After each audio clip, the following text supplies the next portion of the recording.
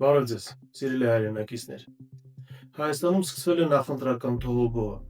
Իշխող կուսակցությունը ևս ներկայացրեց իր նախընտրական ծրագիրը, որը ոչ այլ ինչ է, քան ըստ էության ազատ ճանապարհ դեպի Արևմտյան Ադրբեջան։ Փորձենք հասկանալ ինչ է առաջարկում իշխող կուսակցությունը։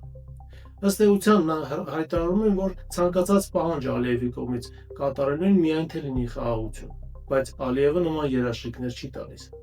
Մյուս կողմից Ալիևը պատրաստ է մի որոշ ժամանակ չկրակել, եթե Հայաստանը համաձայնվի 300,000 ադրբեջանցիների վերադարձ կազմակերպել դեպի այսպես կոչված Արևմտյան Ադրբեջան։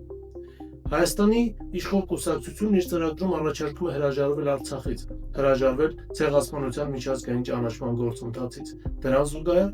Ադրբեջանի ղեկավարությունը միտումնավոր ջնջում է ամեն հայկական Արցախում,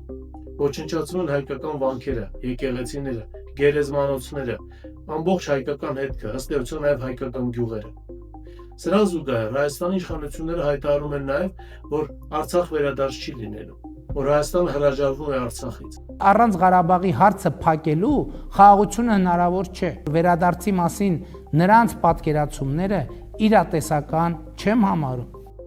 Հայաստանի իշխանություններին միանում են նաև այսպես կոչված Հայաստանի քաղհասարակության ներկայացուցիչները, ովքեր լինելով Բաքվում, առաջ են քաշում Բաքվյան թեզը, թե եթե չենք ցանկանում, որպեսզի 300,000 ադրբեջանցիները վերադառնան Հայաստան, ապա մենք էլ պետք է հրաժարվենք այն մտքից, թե արցախայությունը պետք է վերադառնա Արցախ։ Մի բան պարզ է, հիշողություն չունեցող ժողովուրդը չի կարող հուսալ ապագայի մասին։ Եթե մենք հրաժարվում ենք մեր տարածքից եւ հրաժարվում ենք մեր հիշողությունից, հուսալ թե մենք կարող ենք ունենալ պետականություն, մի փոքր դժվար է պատկերացնել։